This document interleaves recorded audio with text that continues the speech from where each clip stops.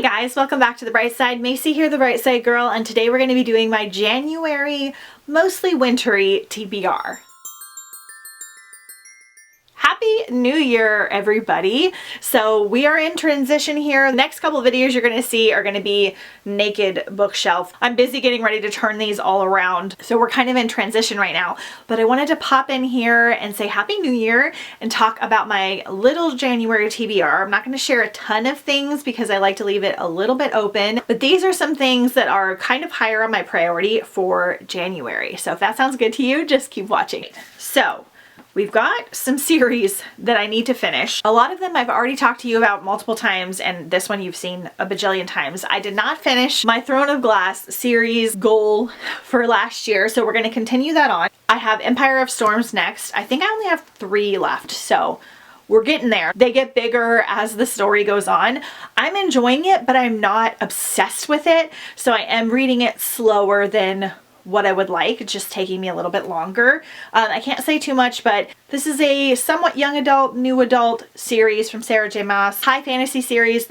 We have an assassin character. There's a lot happening, so I don't want to give away too much, but it's pretty popular, so a lot of you probably already know about it. This is book like 5 technically, I think. The reading order can depend on how you're reading it because you can kind of insert 1 or 2 of the books in different spots. So this one is next for me on my Throne of Glass TBR. And then I'm going to be trying to focus on reading a lot of wintry books for the month of January. I especially like to read winter thrillers, and I usually start the year with a winter thriller while I am putting away Christmas and changing over my bookshelves. I need something kind of fast paced and motivating to like get me through this big task, and they usually have gone over so well. 2 years ago I did Rock, Paper, Scissors by Alice Feeney, and it was so good and I read it in like a day. Last year I did One by One by Ruth Ware, and I loved it.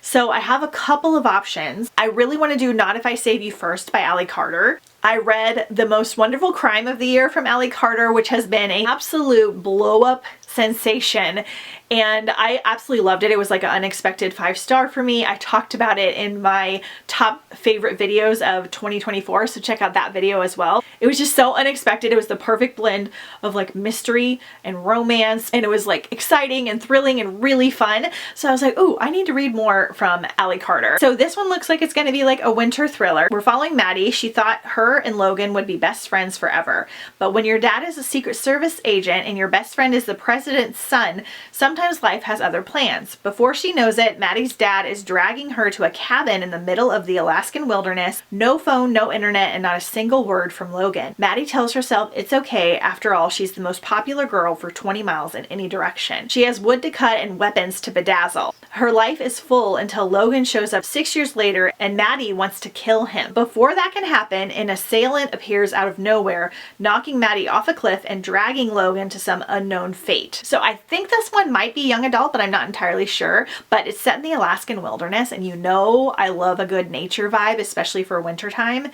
So it sounds great. Next we have The Bitter End by Alexa Dawn. This is another young adult survival thriller. Alexa Dawn, I've read 2 of her YA space retellings for Galaxy-a-thon. I really enjoyed both of them, so this is something like a totally different direction that I want to check out. When a winter storm traps 8 teens in a remote ski cabin, they find themselves stranded with a killer who may be one of their own. The trip of a lifetime might be the death of them all. Students of LA's elite Warner Prep can't wait for their senior excursion.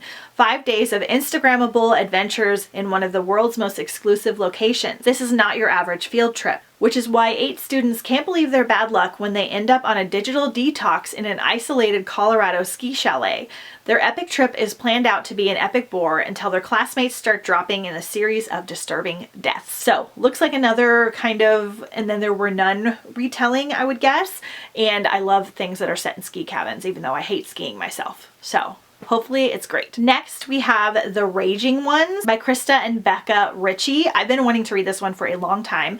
This is another YA book. In a freezing world where everyone knows the day they will die, 3 teens break the odds. Franny Bluecastle, a tough city teen, dreams of dying in opulence. to see wealth she's never known. Like the entire world, she may believe it's impossible to dodge her death day until the day she does. Port Ice Castle knows wealth. He also knows pain, spending 5 years in Vorkter prison, a fortress of ice and suffering. He dreams of life beyond the people that haunt him and the world that imprisoned him. Michael Kickfall fights for those he loves. The rugged hinterlander shares a frustrating yet unbreakable connection with which only grows more lawless and chaotic as their senses and emotions connect with Fanny. So we're in this like frozen world, and I know there's like sci-fi elements in here, so I had thought it would be good for Galaxy-a-thon, but I don't think there's anything space related, so we're gonna try to get to it soon. Next, a different direction, kind of like a cozier read, and that is the Woodsmoke Women's Book of Spells by Rachel Greenlaw, who I recently read Compass and Blade from Rachel Greenlaw, and it was so good. It was her YA release. I think this one is adult. There's an old tale woven through the mountain town of Woodsmoke about a stranger who appears as the first snow falls in winter and who will disappear without a trace as the frost thaws in the spring, leaving a broken heart behind. Carrie Morgan ran from the Woodsmoke 10 years ago, and the decision has haunted her ever since, spending a decade painting and drifting through Europe. Tries to forget her family's legacy and the friends she left behind, but the Morgan women have always been able to harness the power of the mountains surrounding their town. And their spells and curses are sewn into the soil. The mountains, they say, never forget. Give me all the mountain reads, all the coziness. It just sounds incredible. This is a new release from last year. And then lastly, this is one that I'm going to try to buddy read with a friend. It's not winter related, but we like to read similar kind of things, and I would like to get to this one in January, and that is The Husbands by Holly Gramazio. When Lauren returns home to her flat in London late one night, she is greeted at the door by her husband, Michael. There's only one problem. She's not married. She's never seen this man before in her life, but according to her friends, her much improved decor, and the photos on her phone, they've been together for years. As Lauren tries to puzzle out how she could be married to someone that she can't remember even meeting, Michael goes to the attic to change a light bulb and abruptly disappears. In his place, a new man emerges and a new, slightly altered life reforms around her. Realizing that her attic is creating an infinite supply of husbands, Lauren confronts the question, if swapping lives is as easy as changing a light bulb, how do you know when you've taken the right path? So we've got like a magical surrealism, kind of speculative fiction read, and I love these types of books, so you're going to kind of figure out why this is happening and how to stop it, and it sounds so good. I've heard it's phenomenal, so hoping to get to this one soon. I think that's all I'm going to talk about for now, because I'm going to leave the rest of the month open.